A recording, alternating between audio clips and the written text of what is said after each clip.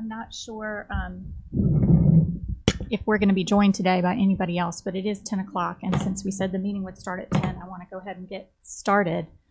We are possibly going to be joined by other subcommittee members on the stream, on the conference line, and then this is also being live streamed. So MDE has asked that we make sure to speak into the microphone so that everyone who may be joining remotely can hear us.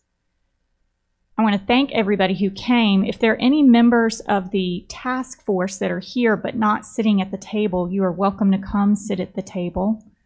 There are plenty of seats for task force members, since I don't think we have all of the subcommittee members here.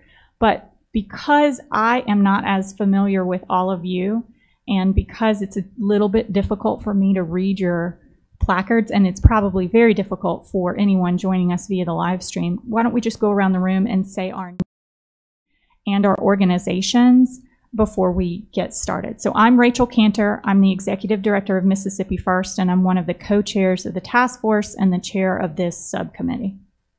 Hi, I'm Cheryl Howard, President of Mississippi Professional Educators and also a special education teacher in Quitman County.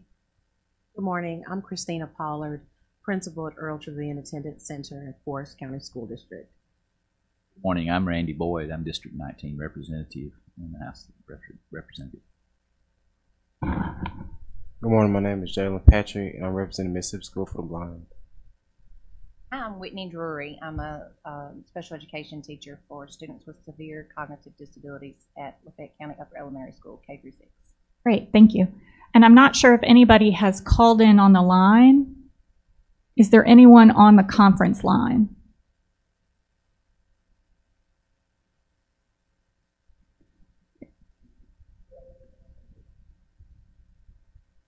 Christy Hovenitz? Oh, hi. Hi. And this is Christy Hogan from the Foundation for Excellence in Education. Hi, Christy. All right, so I'm going to go through some of the slides that we saw at the last task force just to remind everybody, especially for people joining us via the live stream, the purpose of the task force. This is the vision and mission for the Mississippi Department of Education. If you have been to any MDE meetings or seen any MDE meetings, you know that every meeting starts with the vision and mission that are set by the State Board of Education.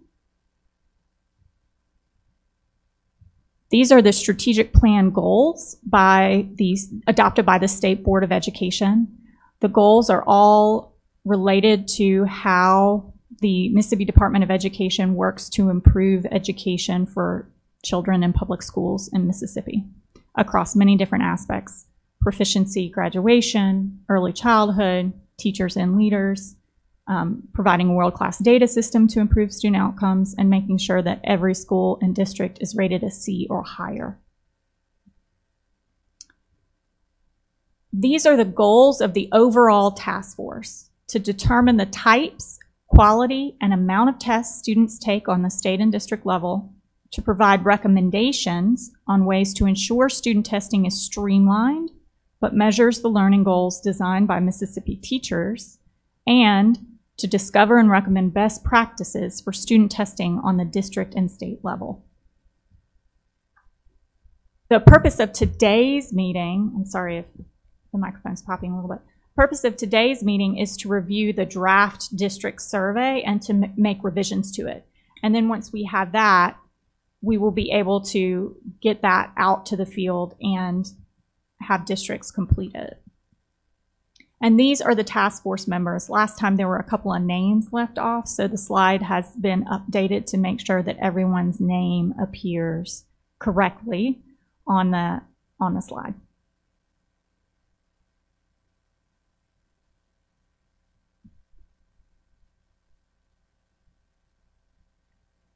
All right, some basic expectations for all task force meetings, including this meeting: be engaged, speak in facts, listen, contribute, but be mindful of time. That's particularly important today because they have a commission meeting at 1, and so we need to be out by noon. Be a problem solver, seek to understand, ask questions, and do your homework. And I want to thank everyone who responded to the email that I sent out prior to the meeting, because those responses were very helpful, and I think they're going to help us save some time today. The meetings are live streamed and they are being recorded. As a reminder, media will be present. I think that we have at least one member of the media joining us, and others may be watching via the live stream. All right, so that is that part. All right, you got a packet if you're a task force member, and there are 3 documents in the packet. I want to make sure that you understand what documents are in the packet, and also, if you have a computer, they should also be loaded to your computer. So the first document is the actual draft of the survey. It is a very long document. We are not going to go through it with a fine-tooth comb because you did see it prior to. We're going to discuss the changes that I made to the document so that everybody can see how it changed from when I sent it to you 2 weeks ago. You also have something that's called feedback and resolutions.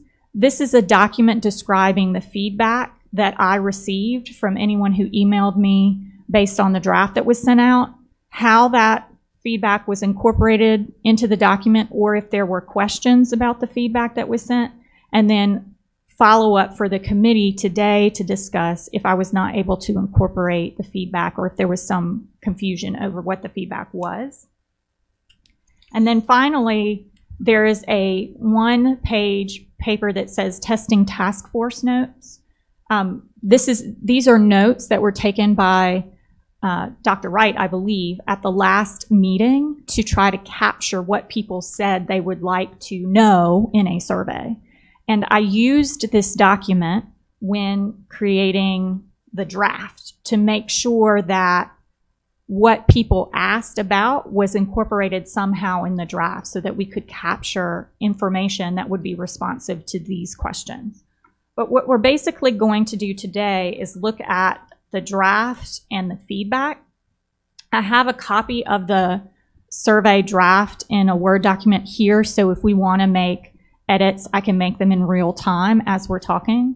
But the first thing I want to do is go through and describe the feedback that was received and the general improvements that I made to the draft.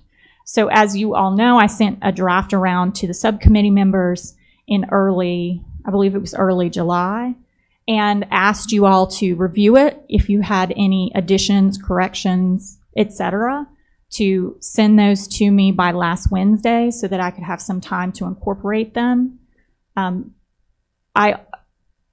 I got feedback via email from 3 members, and that is the feedback that is in this document. In addition to that feedback, I made additional corrections that I had just not gotten to by the date when I wanted to send it out to you so that you would have ample time to look at it before this meeting. The first major thing that I did, both in response to the feedback and in thinking about it further, was split the survey into 3 mini surveys. I think that will make it a lot less intimidating, as someone said in their feedback, to folks in the districts, and it will give them more time to focus on a shorter amount of things. So it won't seem like this big, overwhelming task. They can do short little surveys. Of course, that will extend the time that it will take to get all of this information, because we're not going to ask for it all in one big chunk. We'll ask for it a little bit at a time with rolling deadlines. I think that will make it a lot easier for the school district members who are responding to the survey to have time to incorporate it, but it will mean that we won't get all the information we want for a couple of months. So the first thing, that's the first thing that I did. So if you look at the new draft document, you'll see that it now says Statewide Testing Survey Part 1, and then you'll see a table, and then it will say Part 2, and then you'll see 2 tables, and then you'll see Part 3, and it'll be 2 more tables. In general, this is how it follows the same sections that were in it before, but just for the benefit of people who haven't seen this document yet. The three parts. Part 1 is about district tests. Part 2 is about district and state testing practices. And Part 3 is about technology. Now, with Part 3 in particular, the technology piece, I'm going to have some conversations with MDE's IT department to see if they already collect any of this information from school districts, because we don't want to be asking to collect information that they're already reporting. But I didn't have that information at this point in time, so that's something I do want to check with MDE about, as well as whether or not MDE collects any of the other information that's in this survey. But my sense is that no one right now is collecting this information. So the first part is about district tests, and essentially the purpose of it is to just try to figure out what tests districts are using. The reason that the first part focuses on district tests is because we already know what the state tests are. We know how many students take.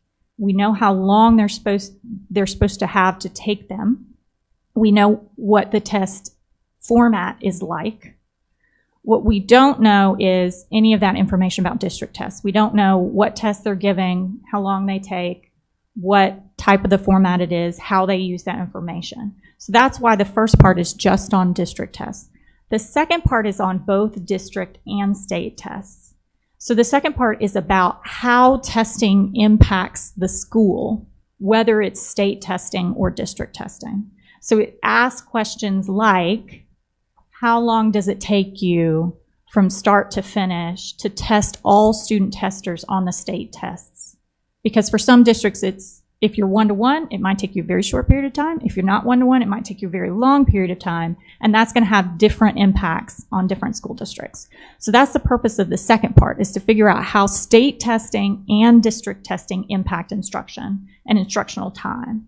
And then the last part is technology, to try to figure out what technology districts have access to and how that might impact whether or not they're able to do testing in a very efficient manner. A school district, like I said, that's one-to-one may be very quickly able to get all students tested on a state test or a district test, whereas a district that has very limited access to technology, they might have to take up more or all of a state testing window. Rotating kids through testing is going to prolong the period of time that testing is impacting the school. But without knowledge about technology, which people said in the prior meeting was important, and we also found in our research was important, we're not going to know that kind of nuance. So that's essentially those are essentially the biggest changes that I made. I also added further clarifications in some of the FAQs and further clarifications in the actual tables. The purpose of the tables is to try to capture all of the information that's going to be collected by the survey, even though the survey itself will not be a table. But it's basically an organizer to help districts get their information so that they're not spending hours in front of the computer. They can just go in the computer and enter because they've already done the prep on the table. But I want to talk through the feedback that different members sent. Okay, let me just pause. Is everybody following so far? Okay. Any questions? All right. So I did also add some numbers in the tables just for reference, so that if you want to reference a specific question, you can say table so-and-so, item number so-and-so, and that will make it, and I also put page numbers on everything, so it'll make it easier for us to flip. All right. So Laura Evans, who is not here today, sent an email with feedback that she had collected from different folks that she had spoken to, teachers, retired teachers, other people that she had spoken to. Her first item of feedback was that it was too wordy or redundant. And, you know, somebody else also had this feedback that we'll get to later on, that it was too long. This is why I split it into 3. But B, I think that we should also be aware and or united around the idea that there's a trade-off. The longer the survey is, the more nuanced we can get about our understanding of testing and how it's truly impacting students, whether it's state testing or district testing. The shorter the survey is, yes, it will take less time to complete, but it may leave us with lingering questions. So we've got to find the balance between not just collecting information for the sake of collecting information, but collecting the information we really need to understand what's going on. That's what I tried to do in developing the draft, and then tried to go and further streamline it by taking out questions or by trying to reword questions. But if people had specific things that as they read the survey, they thought, why are we asking this question? It seems redundant to me.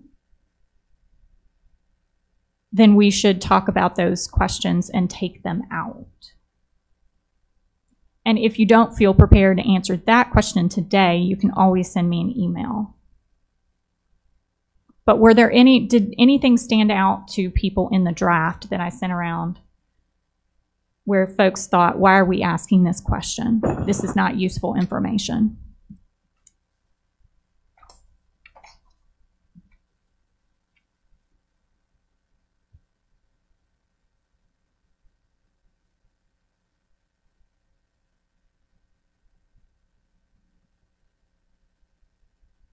No, I don't think any of the questions came across as if it would not be useful information, but I am concerned that if we don't do a really good job of simplifying it, that people won't buy in and they won't complete the survey.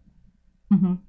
Yeah, and I understand that concern. And so if you look at table 1, which would basically be the first survey, which is on pages 4 and 5, and a little bit on just one line on page 6. It's basically 27 items about each test that the district administers. Some of these are going to be very easy to answer, like what grades is the test for, what course does it cover, who's required to take it. Some of them might take more time. For example, do users of the assessment find it useful, find the test useful? Because they may have to ask teachers, well, do you like this test or not, if they don't already ask that question. And that is going to take somebody some time to try to figure out. But especially that question seems extremely useful to know whether or not teachers think that assessments that they're being asked to give are useful. But are there any questions? Let's just focus right now on the first table, because that would be the first mini survey. Are there any of these things that folks see that you just think not useful to know or too burdensome to answer? Rachel, this is Christy. It's not necessarily about the questions yet, but what is the mode of delivery for this survey? Are you sending them this Word document to fill in? Are they going to be able to do this online? How are they going to be able to complete the survey? So the survey is going to be through a survey client. I'm not sure exactly what the name of the one that MDE uses, but a survey client like Qualtrics or something like that. The purpose of the table is so that they can know what's going to be on the survey and make notes before they actually go and fill it out online. But some of the answers are going to be dropped down because they're asking for categories, whereas some of it will be more open-ended. Okay, that was one of the things that I was going to ask, is if there were going to be drop-down options, because I think that will streamline it a little bit, and then also if there's going to be who's going to be doing the categorization or the coding of it after the results come in for some of the open-ended questions. So just thinking through some of those things, which will help frame some of the questions that we're asking and how we're asking them. Yeah, I think that the coding will probably be done by folks who volunteer for it, which will likely be me and anyone at MDE who volunteers to do coding. As much as we can get the questions to be either, like fill in the blank, drop down, multiple choice, and several of these questions lend themselves to it, like type of test, item type, those types of questions. We'll just have categories and people will just click. But there are a couple that will be that will, by nature of the question, they'll have to be open-ended.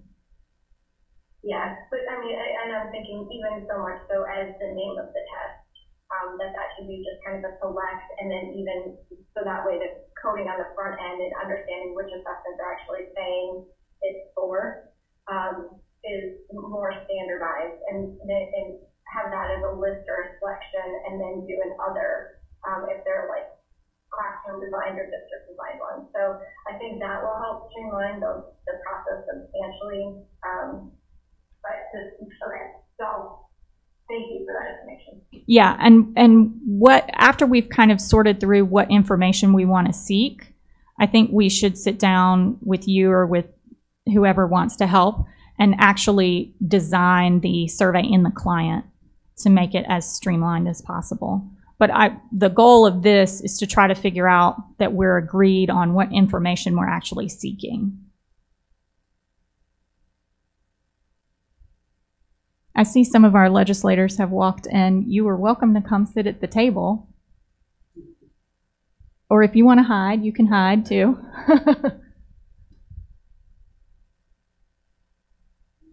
Specifically, do you want to fill these surveys out? So I think it depends on the surveys, because they're different types. So obviously a technology survey needs to be filled out by a technology coordinator of some type. I think if you look at the questions on the first, in table 1, it would be most appropriate for it to be filled out either by a curriculum coordinator, a test coordinator, with some input from principals or teachers. But it would be most appropriate for somebody who has a district-wide understanding of what is happening in all the schools, because you can, because you need to be able to answer about the testing program at the district. Now, some schools, some districts may find that, especially if they're small, that it's easier just to break it up and give it to principals and say, fill this out for your school, and that's it. But, you know, I think there might be different answers for different school districts, what makes most sense for them, depending on what personnel they have. But the goal is to make it as, you know, this is going to require somebody to do work. But hopefully it will be worth the work that we're asking of people to do if we get quality information. All going to roll out separately? Yes. About how much time between each one? So I think, they know yeah. that there are 3 coming? Or are you going to check on the front end? Yes. So I think we should roll them out consecutively. So get this one done, get this one done, get this one done. And I think that's a conversation we need to have. Like, what do we think is fair time frame to ask them? Obviously, we don't want to give them 2 weeks. It's too short. We don't want to give them 6 months. It's too long. But, you know, what would be a reasonable time frame to ask to roll out each of these? Out the first survey and the third survey for tech directors needing to be separate. If a curriculum director and a tech director, they're separate. That's completely separate. Yeah.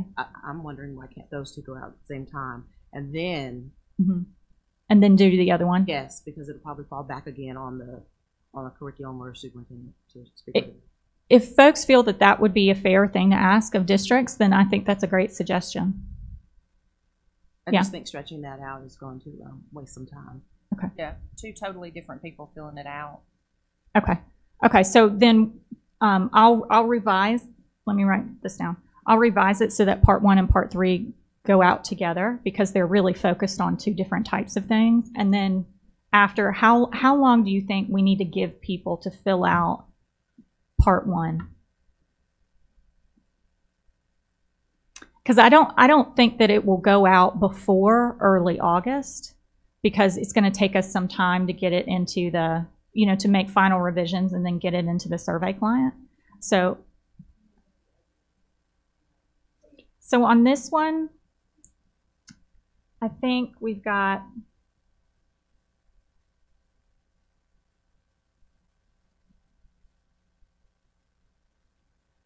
I would say probably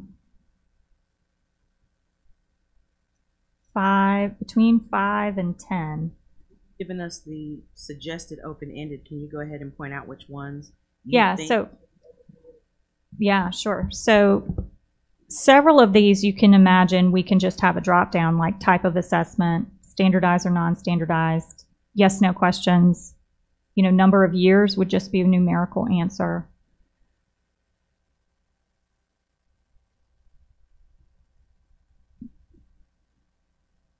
So number 13, I think you're going to have that one be open-ended, because it's, do users of the assessment use it as intended? I don't think there's any way to. Go ahead.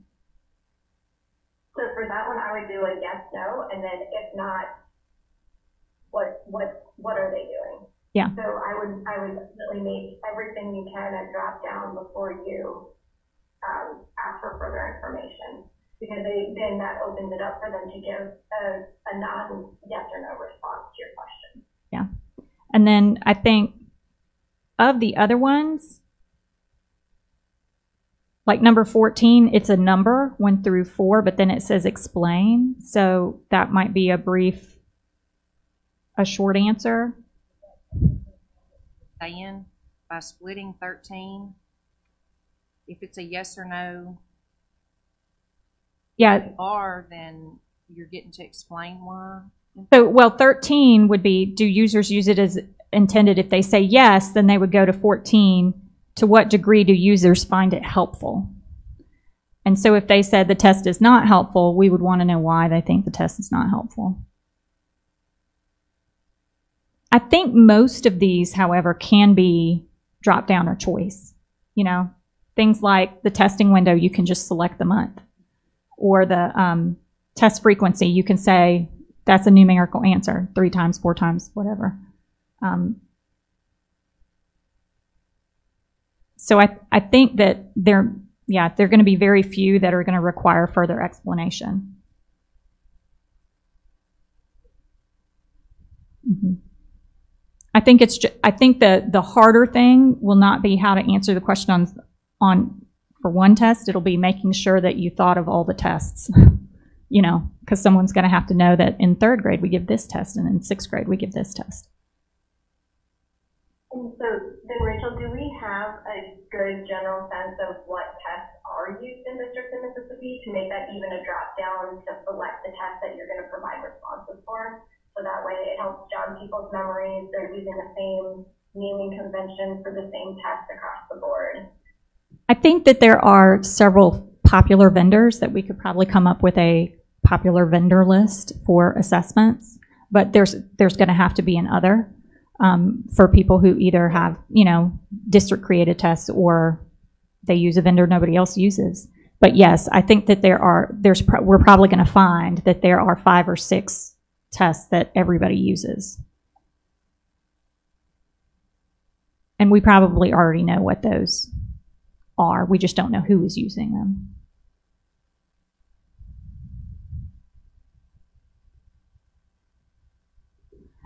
I think we should give at least a month, because it's the start of school. And even if this would take somebody just a few days to put together, it's the start of school. So we need to consider that they have enough time to juggle it as they're juggling everything else. So I would say 4 weeks.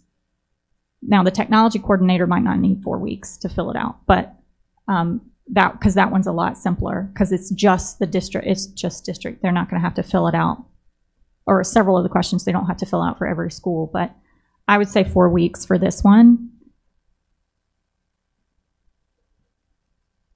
Yeah. Well, probably mid-August to mid-September, something like that. 4 weeks. And then for the... I want to consider giving the tech director the same amount of time. Yeah. Yeah. So we could say rolling out part 1 and part 3 at the same time, 4 weeks. And then rolling out part 2. Part 2 is a lot harder to answer. And Christy, to your point from below, it's a lot of these questions are open-ended. Some of them could probably be, we could probably have sample answers for some of them where you might select an answer and have an other, but a lot of them are going to be open-ended. Now there are, in total, there's about 33 items. There are 33 items in part 2. Not all of them may be applicable to everybody, which will cut down on time. But part 2 is about the way that testing occurs, state testing and district testing. So those might be areas where people want to explain things. It's going to have the greatest variation because every school is different. Just looking specifically at one of the questions, how does a school decide within the testing window when they test? That's definitely different for every building. Right. Test coordinator or curriculum director or it might be principals. Building level principals. Yeah. This one might be principals and teachers because it is a lot of school each difference, and that's if you look at the columns, it's school by school. So somebody based at the school is probably going to be better to answer most of these questions. Rachel, Mm-hmm. why would there be a difference inside a district as to the tests that the districts and states? I mean, why wouldn't all the schools in the district give the test just like the other schools in the district? Well, let me just use state testing as an example. There are some school districts in Mississippi that have one-to-one in some schools and not others. So you could have a situation where state testing only takes a week because you just do it boom, boom, boom, because everybody can take it all at the same time. You might have another school in the district that is trying to use 3 computer labs because that's all they have. And so it takes them 3 weeks to get everybody cycled through, even though it's in the same district. You see what I'm saying? So it could take one school might use 3 weeks of the testing window to get their state test done, and another school, even if it's the same grades, might only take a week to get their state testing done, which is obviously going to be very different, right? So that might be an example of why it would be different. Could also be different if on the school level, the building level administrators have chosen, say for a 9 weeks test or a progress monitoring test, they've chosen a different way of administering the test where they might do for progress monitoring, maybe they're doing pullouts or maybe they're doing, everybody does it at the same time. Again, depending on technology and who their student population is. It could depend. Larger school would definitely take longer to complete the testing cycle within the same district as a district having also very small schools. Smaller schools struggle with having the technology to use. Right. So, some school districts, if they're one-to-one district-wide, it's probably going to look fairly similar. It might be different for different types of reasons, not technology-based. But a lot of our school districts are not one-to-one. Having the one-to-one, some districts aren't really as prepared for that one-to-one, and so the infrastructure is not strong enough. And so you can't have all of your laptops going at the same time. Right. Things like broadband. Mm-hmm. Right. So I think, Christy, if you're there, we might need to look at the questions in Table 2 and Table 3 and see if we can make them more standardized in any way to see if we can get answers that are going to be more standardized. I think, yeah, if you want to set up a time with me tomorrow or sometime early next week, I'm definitely available to help figure out how to do drop down and check boxes for these. So for that one, because it may be more open-ended, do we want to give longer than 4 weeks for number 2? It may be a different people, but we always have to worry about principal's time.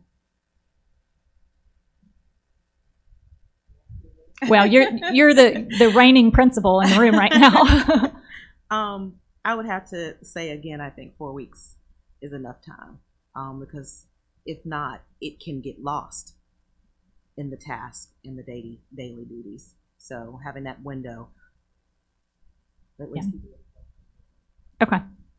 So we'll say part 1 and part 3 are going to go out at the same time, 4 weeks, and then part 2 will go out after that 4 weeks, which means we're looking at between 8 to 10 weeks before we get all the data back, and then hopefully we'll be able to report some results to the full committee.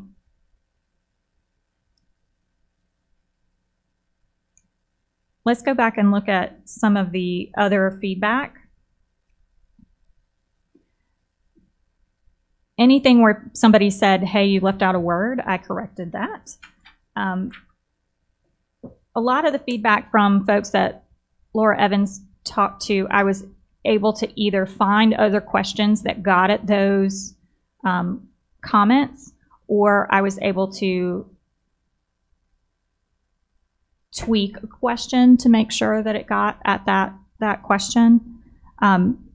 If everybody wants to just briefly look, she's the first 1 through 10 on the feedback sheet. If anybody has any concerns about the way that any of those things were addressed that she sent feedback for, then we can discuss those specifically. Otherwise, we can move on to the feedback that Kelly Riley collected. Out that the survey, appears to be targeting curriculum directors or principals. Are there particular questions that we could pull out of the second survey to make just for teachers? I think they need to have a voice. Mm-hmm. Yeah. And not just as principals going and pulling the information from them, but giving them that opportunity to really. Mm-hmm. Mm-hmm. I think we can certainly do that, and I think that we can also, like, even on table 1, like the question about, do people find it helpful? Really, teachers are going to be the best people to answer that particular question. Do they find it helpful? Their view is probably different from the building level right. administrator. Right. Both responses are important. So do you think that maybe we should, go ahead.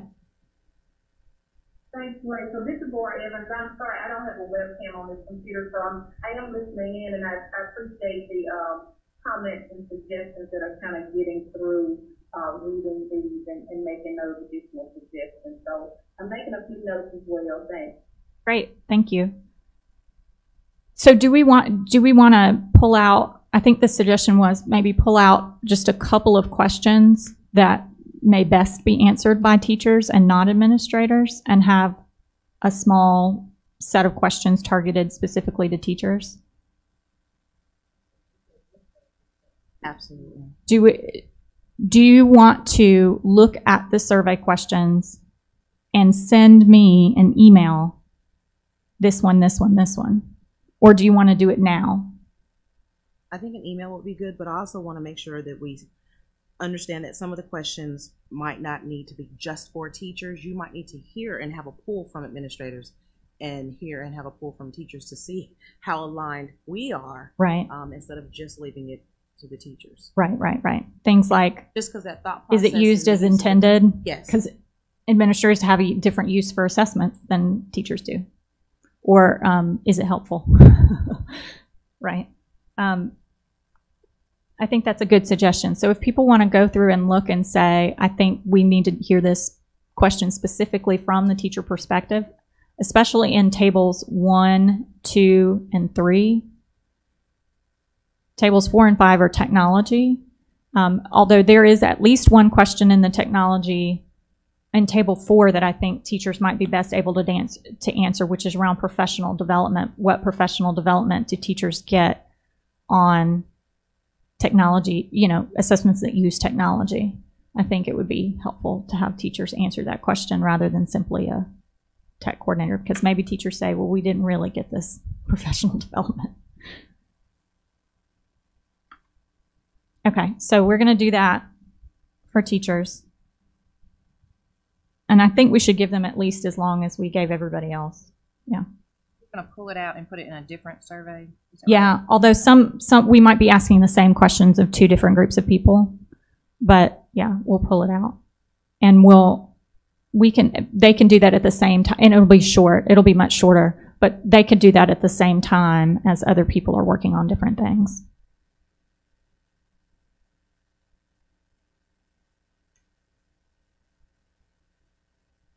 All right.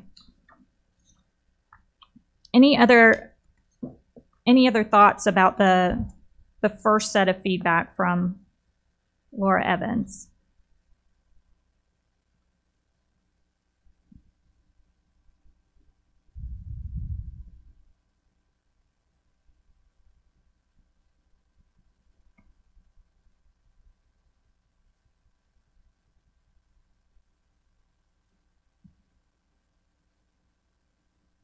Patrice, do you know what the survey client is that MDE uses? Okay, because it's a little limited. Okay.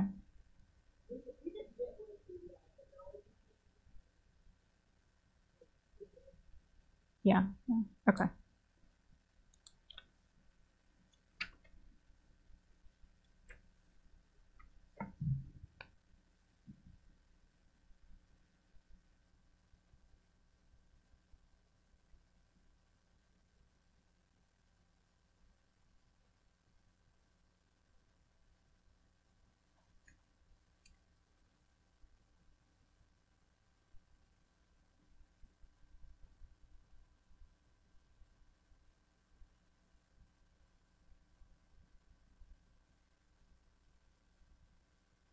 Is everyone ready to move on to the Kelly Riley feedback? Okay. So for basically, Kelly sent 3 different feedback in kind of 3 different categories. The first was about time, which we've already talked about, how to streamline it and make it sure that it's not too burdensome in terms of time, and making sure that it's targeted so that it will be a survey that doesn't take a ton of time. The next was, there were about three comments that from commenters who felt that the survey was biased, that the survey would have would be a foregone conclusion that would show that testing is a district problem. Now, there weren't any specific comments provided as to what about the survey led to that criticism. So it was not possible for me to change specific items to make sure that it didn't have the appearance of bias. But I did go back into the survey and add clarifications for any questions, and also more explanation at the beginning as to why the survey was being conducted and what the survey was trying to understand with each of the different sections. But I do want to put that out there for the committee to let anyone suggest if there are places where they felt that the questions were negative or in any way blaming to any party, so that we could alter them.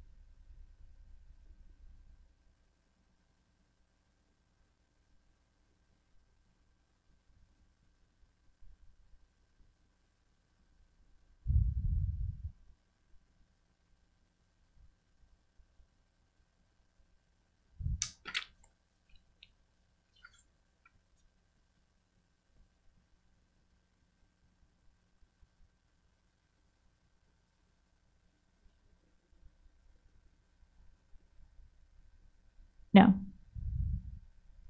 No, I put what the exact comment was in the concern column. So literally what you see in that column is all the information I was given.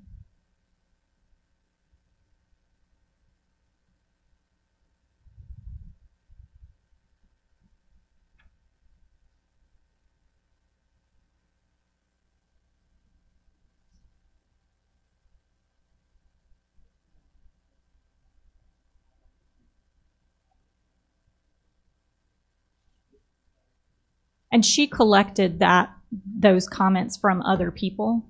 So they didn't come directly from her. She collected them. So I can, and she's not here today, so I can go back and ask her if those folks had specific suggestions about things that rubbed them the wrong way. But as you review the updated draft in the next week or two. If you come across something where you think it needs to be reworded, please let me know. All right, then on page 4 of the feedback sheet, there were a couple of other items.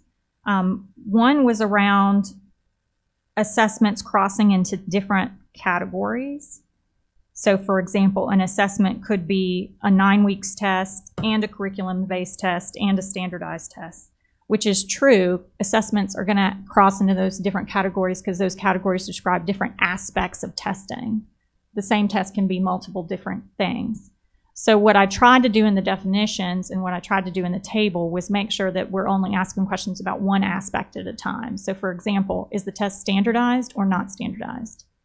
Is the test a 9 weeks test? Yes or no? Is the test progress monitoring? You know, like, so that there is, to make sure that there's as much clarity as possible around that so people can't, well, it's all of these things, you know. The other thing, one of the other criticism was about the survey going off topic, asking questions about teaching benchmarks and non-testing schedule disruptions. I think that was probably, this comment was probably a misinterpretation. So on the teaching benchmarks question, I tried to alter the questions in table 2 to make sure that they were very clear, that the survey's asking questions about test prep and how much time test prep takes in the school calendar, not how long are you teaching quotation marks in 5th grade. And then also on the issue of non-testing schedule disruptions, things like fire drills, which was the example given, we're not trying to gather information about fire drills. We're trying to gather information about how testing disrupts the regular school day. So if you're testing and everybody's in a homeroom and nobody gets to go to PE, you know, or nobody gets to go to math because you're testing all day long, like that's really what we're looking at for disruptions. We're not looking at fire drills and assemblies and other things. We're looking at how state testing alters the school schedule, or how district testing alters school schedule so that kids don't have their normal instructional time. So I tried to make sure that the questions were very specific around there so that we can understand, because it's one thing to know that the state English test takes 100 minutes. It's another thing to know that because of that exam, kids are in homeroom for 3 hours, and that means they're either going to shortened classes for the rest of the day or they're not going to all the rest of their classes, right? So that's something very different to understand than just how long the test takes from start to finish. And that's really what we're trying to figure out about disruptions. What is the impact of testing on the school, on the whole school day?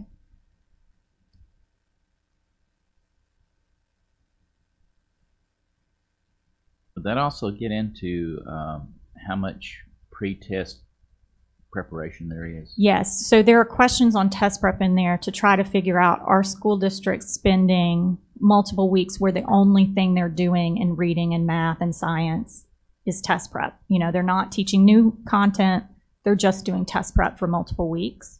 There are some questions in tables 2 and 3 to try to figure that out, if that is happening.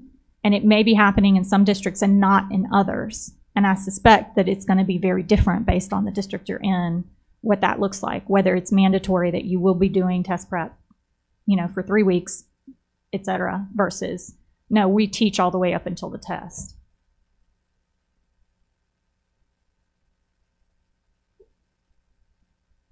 Are there any comments on those items? Table 2, number 11. What's the page number at the bottom? 9. Is that going to be, that is answered by principals or teachers? I think that's probably a teacher question. I can see where, as a teacher, I can see where, and this may come in where somebody commented earlier, this, because I think that some teachers might get offended. Why are you questioning what I'm doing during the day? You know, we've worked so hard to get to this. Are you questioning what I'm doing afterwards? I can see where a teacher could possibly be offended like that. That may be where that comment came from. Okay. You know, like, and I'm there's no nothing meant like we're questioning you. If you give your child some time off, if you let them go out and play for a little while, I think they may get offended, like, you mean we can't do that? Or that somebody's trying to nitpick and say, well, you need to be teaching as soon as they get done with the test. Or they're going to change their answer response to what they think you want to hear. Yeah. So is that question, is learning about how instructional time is used for the remainder of the day, whether that's for state testing or district testing, because I imagine it would be different depending on how intense the test is, too. Whether you just go on with the usual day or whether teachers think students need a break. Maybe we could change the question to say, after state testing is over each day, what instructional activities do your students participate in? So, I think it may just be the way it's worded. I can see where it's very useful. I think, but as a teacher, I can see where a teacher would say, "We've worked all day long. Why are you questioning?" What's a better way to ask that question? I think like what you said. Okay. Can you repeat what you said? After state testing is over each day, what instructional activities do your students participate in? And if some teachers, if they take all morning and their kids are maxed out and they go out and they play, that's still instruction because that's physical education. Okay. Matter. Right. I don't want them to think they're being punished for letting their kids go and play. And I think that's what they might think from the way that question is worded. So do you think what instructional activities do students participate in? I think one of the issues is that we know that, state testing and district testing are going to be very different, right? Because it's more, especially for like a third grader, it's going to be more appropriate. Okay, we just moved on. We just took a 20-minute progress monitoring test versus we just took a 3-hour state test. So, clarifying, well, it does say after state testing. Yeah, after state testing. Okay. If you have further thoughts about do you still think that question is valuable? Do we still want to know how instructional time is used after state testing? Do we care about the day of for state testing, or do we more care about what happens after testing is over in the last month of school? Because those are different questions too.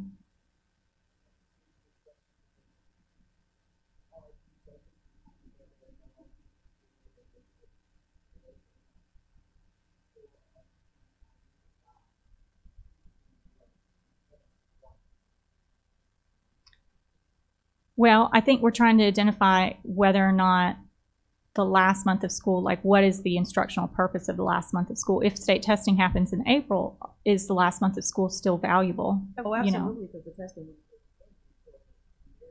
like this year, the last testing day was May 18th.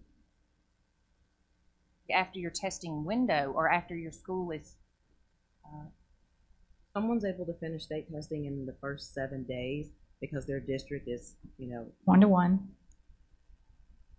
Might want to know, are they now focusing on project-based learning? Right. What are they doing? Right. That would be different from those who have to take much longer to get through testing. And what are you doing with those students who aren't testing, since these students are still testing? Valuable to know. Not to offend or to cause people to think you're trying to catch them. Exactly. Exactly. Maybe ask what their focus is. Yeah, that's a good way. Instructional focus after a day of state testing. Self-contained. You're going to give your kids a brain break, but then you are going to do something instructional with them for the next test that's coming up. If you're content-based subject area, that it might look a little bit different. And if you're really collaborative within your building, then you're teaching across content anyway to help each other out. And so you might be doing something to help the math teacher, but you're not a math teacher. And is that an implication of why some schools are more successful than others and whatnot? Okay, so we want to move this question 11, item 11, to the teacher survey and reword it. Okay.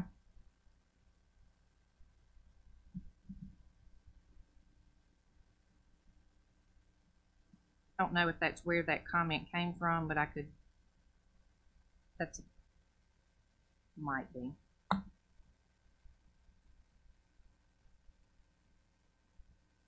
Any other items that stood out?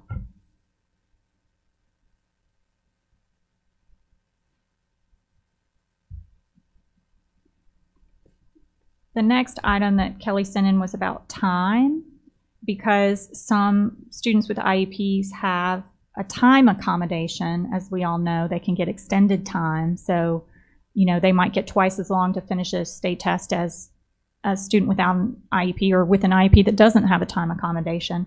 So they wanted to know if we needed to add a line for regular education students versus special education students. And since we have 2 special education teachers here, you probably have a better understanding of this than I do, but my understanding is that if you get extended time, one student with extended time on their IEP might have a different amount of extended time than another student on their IEP. So it's going to be hard for schools to answer that question, you know, if we just put a line that said how much extended time, because it's going to be different for everybody. So what I did instead was, under the accommodations line, where you can put accommodations that are allowed by the test, if extended time is one of the allowed accommodations, you can maybe answer, you know, what the either the average IEP extension is, or the, you know, the range of time that you could get. That's how I tried to answer it. But if people have better thoughts about how, you know, do we want to collect information about students with IEPs and extended time? It's item 18 in table 1 is the accommodations item.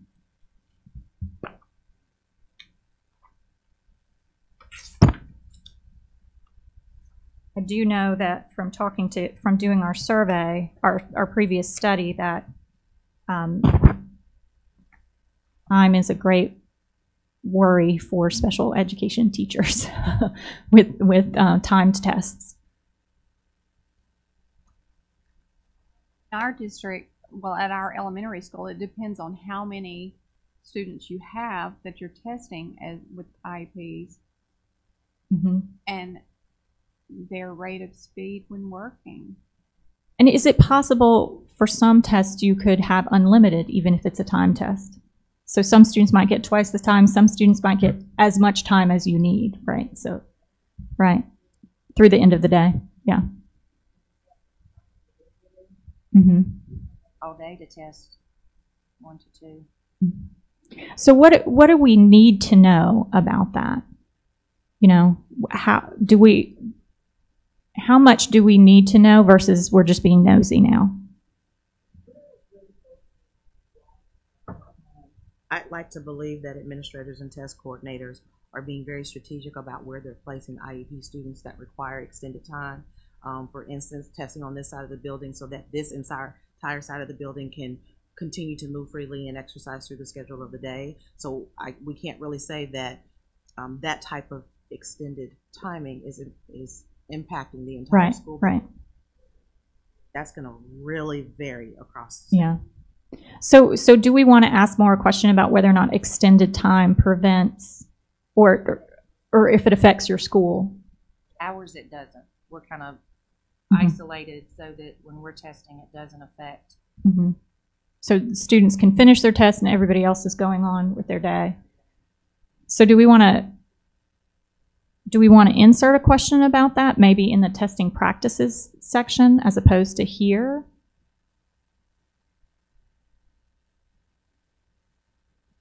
Accommodations, if students with IEPs, if their accommodations, if it Time accommodation. Right, the time accommodation, if it locks down The school, the whole school. non-disabled student, if it locks them down, and then if so, we need to know. Yeah.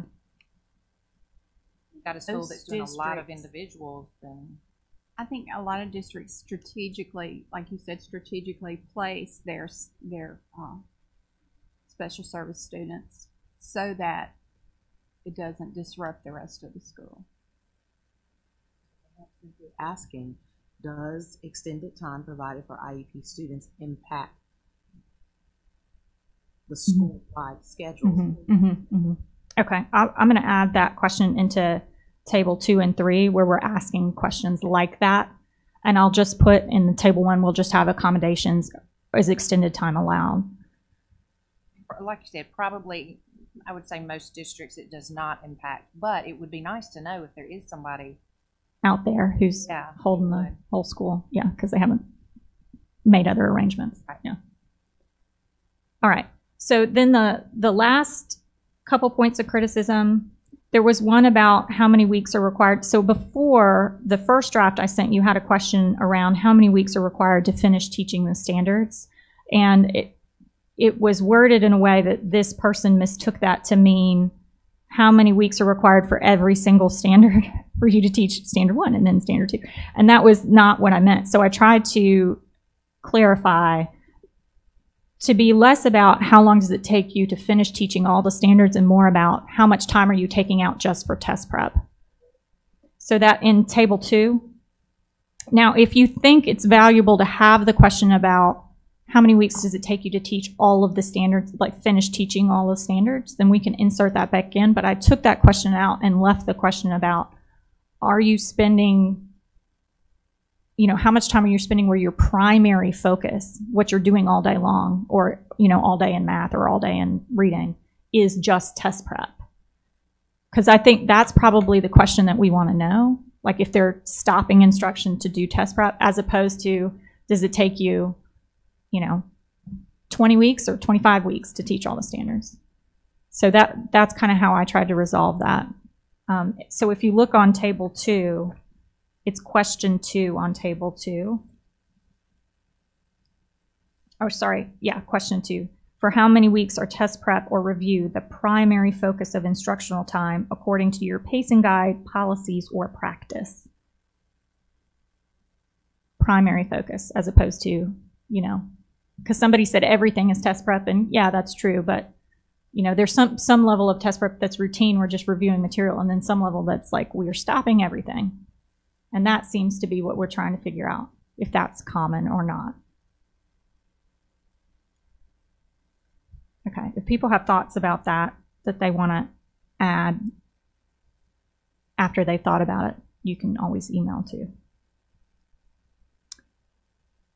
Okay, and then the next question was around, every time we teach, we are test prepping. And I tried to make sure that there is an explanation of what test prep means in the guidance so that people will understand we're not talking about you've taught a subject and that's considered test prep. No, we're talking about you're spending all day test prepping. You're not doing primary content instruction.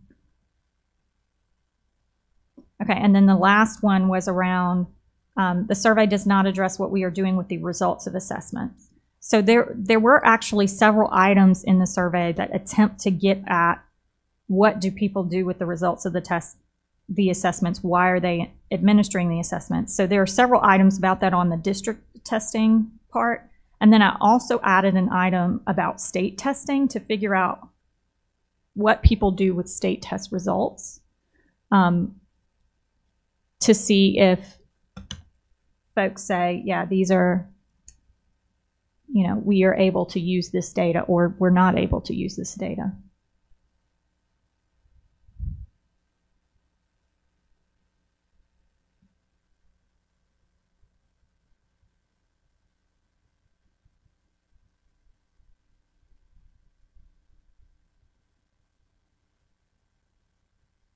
We could also add, that question that was like the 1 through 4, is it helpful or not helpful for this district test? We could add a question like that for state tests on the teacher survey. Do you find the state test helpful or not helpful when you do instruction? We could add that if people feel like we might want to know that answer.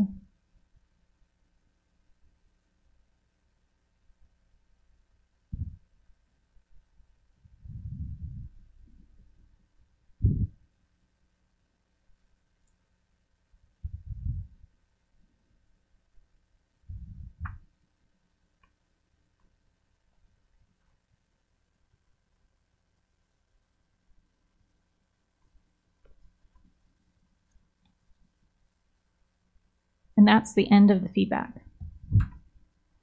So if no one else has other feedback, we can dismiss early. If you have thoughts, because I see people are like, yeah, let's dismiss early. So if you have thoughts that you know, as you're driving in the car back and you're like, oh, I just thought of this, I wish I had said it at the meeting, email it to me. We'll put it in like I said, we probably won't get the survey finalized in the survey client until early August, so there's plenty of time to send final revisions, and I will send around a final draft based on all of the conversation we've had today, so that you can have one last chance to say, fix this before it goes out. And then we'll put it in the survey client, and then it will go out. And hopefully we'll be able to get, you know, everything done and back, so that in mid to late fall, we'll be able to have a much better understanding of how testing is impacting students, whether that's state testing or district testing. Everybody looks ready to go. Okay. Any other thoughts or comments about anything that you want to share?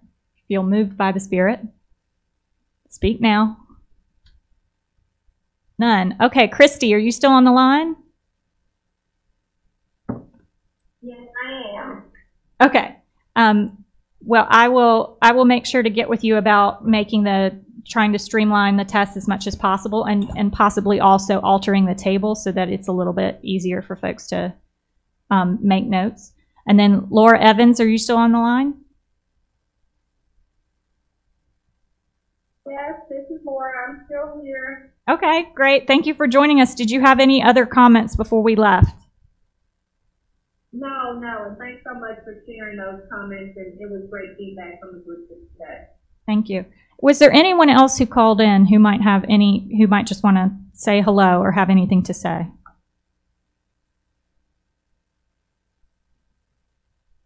No. All right. Well, thank you so much. It is now about 11:10. The next meeting is August 29th, and it is at 10 o'clock. We did that so that people would have more time to drive if they need to drive out of town. So 10 o'clock, August 29th, here in the MDE boardroom. Meetings are open to the public. It's for the full committee. We'll be meeting at that meeting. All right. Thank you.